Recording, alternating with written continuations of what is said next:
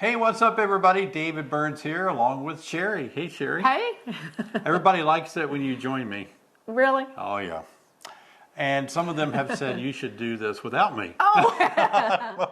What? I lost my place here. No. Yeah, You're the do. master. They want to see you run it all by your... I'll just leave now, and you can just try to pull it off. Oh, no, we want you here. Okay, good. We need you here. I need to feel needed. Well, we have a lot planned today, guys. We have some comments that we want to answer about the green drone comb. And listen to this, we have winners, Sherry. Yay! Wow. Winner, winner, chicken dinner. Oh, there you go. And we have a winner. We randomly let the computer pick the winner of this white tub. Yeah, the tub. With the cutting knife. That's really a cool tub. It is a nice tub. It is a nice tub with a filter and a Yep. and the knife. Does the knife come with it? It does. Wow. Yeah. Filter, wow, knife. that's really nice. I think so too. Yeah. And then your mug was beautiful, and so that's a nice giveaway. Yeah. Well, we'll announce the winners later on in the video because it's Ooh, you gotta wait. it's our only way to get you to watch longer. No. Look, we're not going to joke, right? We're not going to kid around. We want you to watch the video longer. Yeah, yeah. And they may just fast forward and look around, so I don't know. Okay. Well, a lot of you have really liked my last couple of videos where I talked about mites. And this has become a real visual reference point for all of you. It has. And it's an interesting story how we got that because I think some people have asked. They have where asked can they me. Get one? Yep. And how I got this was I was speaking in Utah at the Utah State Beekeepers Association. And a lady came up to me and said, "Hey, David, look at this." And I was like, "Oh my gosh, that is so cool." She had one? She had one. Oh. And I said, "Oh, where did you get that? How did you make it?" And she said, "I just 3D printed it or had it 3D printed." And I said, "Oh, good." I said, "I've got a friend with a 3D printer." Well, after I got back home, she sent me whatever that is that 3D printer people need, a file. Oh. And so my friend put the file in his... So it's like a software A file little bit. It's just like a template tells the Okay. 3D printer what to do. Okay. Probably a big fancy name for that. Okay. But anyway, he printed that off and gave it to me. Wow. So I need to call him up and Yeah. say, "Hey, Caleb, how much would you charge me to print 10 of these?" Yeah. And then we could paint them and give them away. Oh, I can just see me painting now. I'm thinking spray paint, just psh, psh. There you go. But when you see that, Yeah. you really realize it's a real thing. It is. That's a good way to put It's it. a real It's a real thing. And I always want to say this in every video because somebody may not understand that they're not really this size. Right. This is how big it would be on a bee. If you were a bee, If I were a if bee, you were a yeah. drone, or a worker. or a worker, if you were, Yep. and that's how big it would be on Yes. you, which I just think is horrible. So they're small. They're very so- small and they're hard to find. But they're big in comparison to a bee. Yeah, they're a big parasite, absolutely. I made a video a couple of days ago about mites and green drone comb, and I had a ton of questions, Sherry, about the green drone comb use. Yeah. So in case you don't know, or you may need to watch that video again, I did talk about whether this was worth it or worthless. Okay. And I decided it was worth it, but it's not a standalone. This is not the only way, the only thing you should use. You need to use many more things. This alone is not the best way. Oh yeah, yeah, just by itself, no. But it helps, but not by itself. But anyway, a lot of people had questions, and I thought I'll just answer those questions if you want to read them Oh, off. okay, yeah. Somebody said, how do mites survive the winter? Seems like they would die off if the queen wasn't laying. That seems like a logical question. So they only raise their brood in the developing larvae pupae of the colony. So in the wintertime, if they don't have a lot, the bees don't have a lot of brood, it just means that the mites aren't expanding as rapidly, but they're still there. They're still sucking on the fat bodies of the adult bees, and they're being warmed by the cluster. So they're just hanging out in the cluster. Eating. So they're there. Yeah, they're there. working, They're there. just waiting for spring. Yeah, they're still there, absolutely. But the important thing is, it's not the mites so much that are dangerous, but it's the viruses that they vector. And they've vectored those way back in the Absolutely. summer and the Yes. fall. Yeah. So let me explain it, because another person asked a question, and it may be coming up, but someone said, they didn't understand about, when to treat for mites. If you just treat in the fall, isn't that enough? But the problem is, if you only treat in the fall, the mites were bad all year long, and they were spreading the viruses. And so they already have the virus. The and they're going to continue to have the virus until they die. The colony has many viruses, over 20 viruses spread by those mites. 20? Over 20. Oh, I had no idea. It doesn't mean they're going to have all 20, but they can have as many as 20 plus 20 viruses. different kinds. So even though let's say that your hives have mites really bad in May and June, maybe even in July, and you knock them out in the fall. Kill the mites. Kill all the mites. But you didn't kill the virus. You didn't kill the virus. And you think, well, wouldn't the virus die out? No, the virus lives in the host, right? So you've got viruses that are alive. And get this, bees feed each other mouth to mouth. Oh, that's how they're passing the viruses. Yes. So even if one of them didn't have a mite by some odd chance, they're still being fed and they're going to get the virus. That's exactly right. Plus, how do bees feed the young larvae? By their mandibular glands that are infected with the virus. So it's like the nurse milk is infected with the virus. So every time they feed new developing larvae, those larvae are infected with viruses. And so even though now you may not have any mites at all, zero mites, the virus is being spread and spread and spread. The virus can be, Sherry, the virus can be spread even by drones mating with queens. Sure. The queen can contract a virus in the mating moment. See that. Yeah. So that's why we are like, if you keep the mites down, you got to keep the mites down. then you can cut down on the virus load. All Okay. Right, what's another question? Okay, so another one is, so this person says the mites don't go to other frames. Why do they go to the green? Is it because of the color green? Like the color green? Do they, why do they just go to that one frame and not the other ones? They do go to other ones. I've had colonies with green drone combs in them, and they'll make a little drone brood on other frames. But they prefer that because there's so much there. And, the worker bees don't have to turn worker cells, stretch them out into drones. Yeah. So these are already pressed. They're already drone that size. Yeah. And so they just get to work putting drones. Exactly. Into And those. everybody knows that drone size cell is 5 millimeters. 5 millimeters. Okay. Because I don't know the exact measurement, and I should. It's bigger than the worker cells. Yeah, I want to say, I've written articles on it, I've studied it, I've measured it, and now I just can't remember. I know, it's the same way with cooking and baking and stuff. And somebody say, well, how do you make that? And I'm like, I know I wrote the cookbook, but I don't know. So it has nothing to do with the color. No. Why is it green? Oh, just for the beekeeper. It's green for the beekeeper. When you, it's made, ours are made by Peerco, a company. And so if you're using all plastic frames, which I know I don't and many of you don't, but if you were using all plastic frames, white or yellow or black, you would just instantly see the green one. And you go, oh, there's my drone cone. So that's why it's green. Yeah. That's right. And you and I had a little bit of a discussion about why do the mites prefer drone cells? We did. Yeah, we had a little fight over that. An argument. That's not what I call a fight, but an argument, yeah. My point was that they're pressed to be drone size, and they prefer the drones, so they go to just the drone size. But in a roundabout way, we're both right, because you said they need a longer gestation period, which is what drones. Yeah, right. Drones take how many days? 3 more days longer. 3 more days than a longer. Worker. Workers emerge after day 21 from the egg, and drones day 24. And mites need the longer one. So I think we're saying the same thing now. Yeah, that's right. And it could be that we're both right. We are both right. We're always both the right. mite may really like the extra room. That's what you were saying. The drone size is larger, right? It's larger, but the gestational period is longer. Yeah, that's right. That's my point. My point is that it's longer, yours is bigger, but we're both right. But anyway, it's just that mite knows it prefers drones.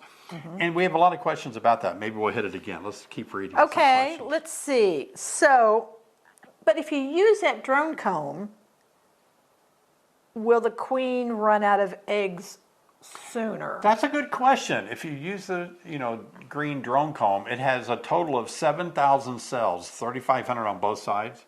So if you give it to her, now in my last video, you'll see that the actual comb the frame has honey around the top of it on both sides. So she's not laying in every single cell. But let's say she is laying 6,000 eggs. A day? Well, she'll fill that up. She lays maybe 2,000 eggs a day. Okay. So she'll fill that up in 2 or 3 days if she wants to stay on that frame. So the question is, will that just make her run out of eggs sooner? My response to that is the payoff is not worth worrying about that. Oh, no. Not at all. Oh, no. I like replacing my queens once a year anyway. And so a queen laying, full time is not going to run out that first or second year.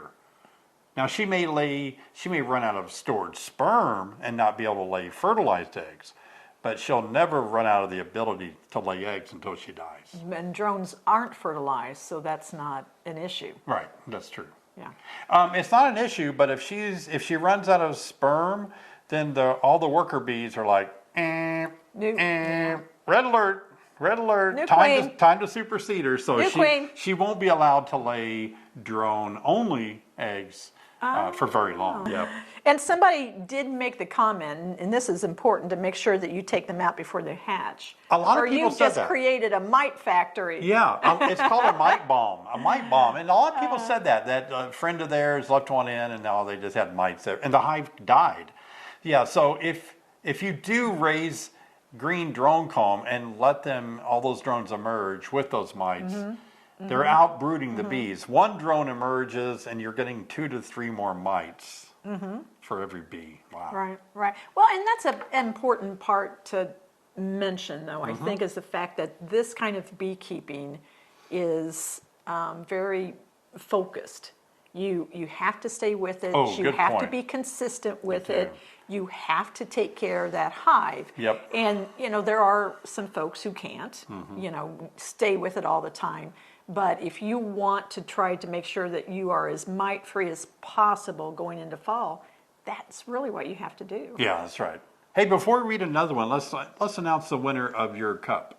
All right, let's do that. All right, I've got it right here. Oh, you've got it already. So how did you figure out who the winner was? I have a program on my computer that actually takes my link to the video and you type in your keywords. In this case, we typed in coffee and tea, and then it just boom, and it picks one. Does it do that? It makes that noise? It didn't make the noise, but it did the So you don't just go boom and just pick somebody? Oh, no. Okay. Yeah. All right. So this winner is... The winner is... Are you ready? Oh, let's knock to stir the dogs up. Are your dogs going crazy? Oh, don't do that. That's like when sometimes people in YouTube videos will say Alexa. When they do that, all my rooms start responding. It's terrible. Don't say Alexa. Don't do that. Who's the winner of the coffee mug? Patty Rogers. Patty Rogers! Way to go, Patty. Patty Rogers. You'll need to email us. Email Sherry. Here's the link down here. Email her. Let her know where to send the coffee mug to. Send us your address. That'd be great. All right. We'll announce the next winner later. Okay. All right. So let's go on with mites. All right. Would it be a good idea to put a little beeswax on a new drone comb before you install it? Yeah, they do come with some beeswax on there. It's already on there. It's sticky and smells good. There might be some that don't come with beeswax. It could be, but yeah. ours certainly do. But Yep. you can certainly put beeswax on frames. You That do. always helps. Add more beeswax. It will help them draw them out a lot faster. Do we have any green drone comb, or are you out right now? No, we haven't. You have a lot? Well, I don't know that I ever have a lot. Okay. But Sometimes if I make a video like this, people instantly say, you're sold out. Because everybody buys it. And then there's like, oh, David, you should have told me you were going to mention it. I would have gotten more. All right. yeah. All right. What's the next question? I don't understand this one. I wonder whether calling drone comb is selecting for Varroa that prefer worker brood. That's a good question, meaning that if you give them a lot of drone comb and you're forcing all the mites to go only to drone, not workers, are we kind of making it happen that way? I'm not a geneticist. I do not know the answer to that question. Oh, because I don't even understand it. I would want to say no, that it's not, but I don't think so.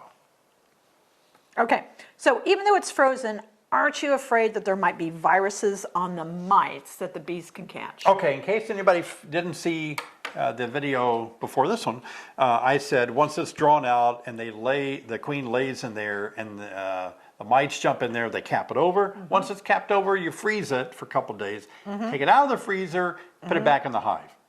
Okay. And so the question is, but if you put it back in the hive with all that dead drones and dead mites, aren't the viruses still in there, and aren't you reinfecting all the bees as they have to clean all that out? Okay. The answer is?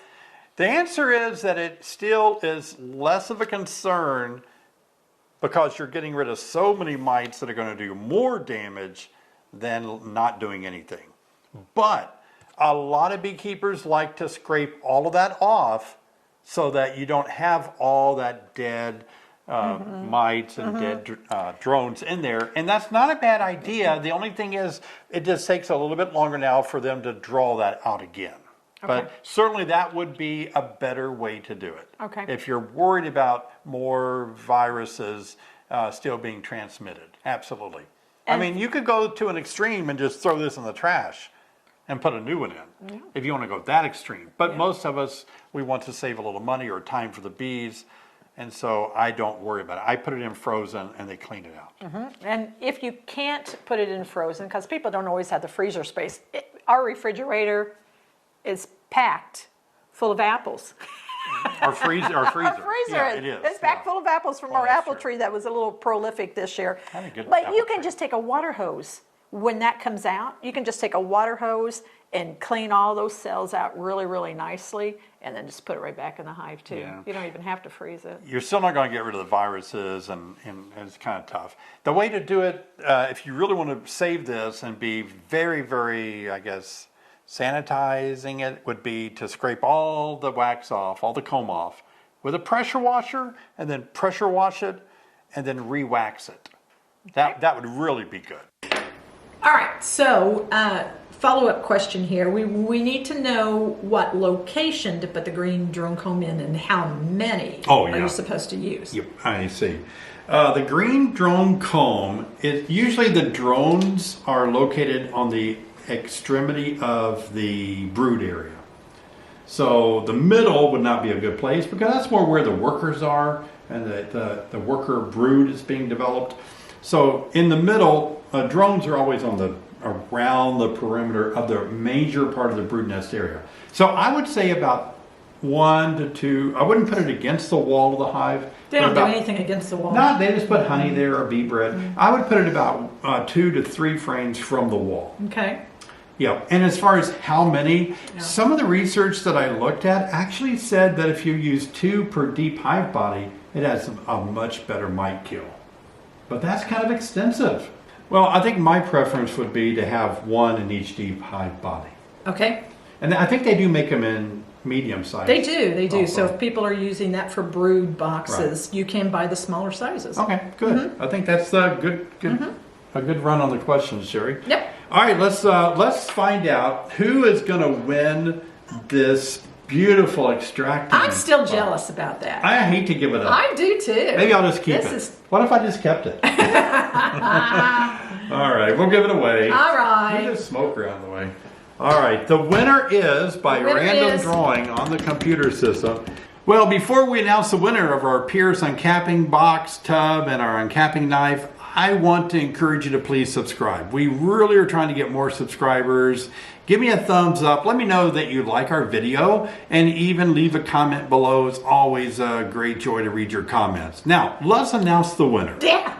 Jason Galwin. Jason! Your lucky Jason day. Galwin. Woo. Way to go, Jason. That is a beautiful thing. It is. I think that's going to be great. And we want to give away more things.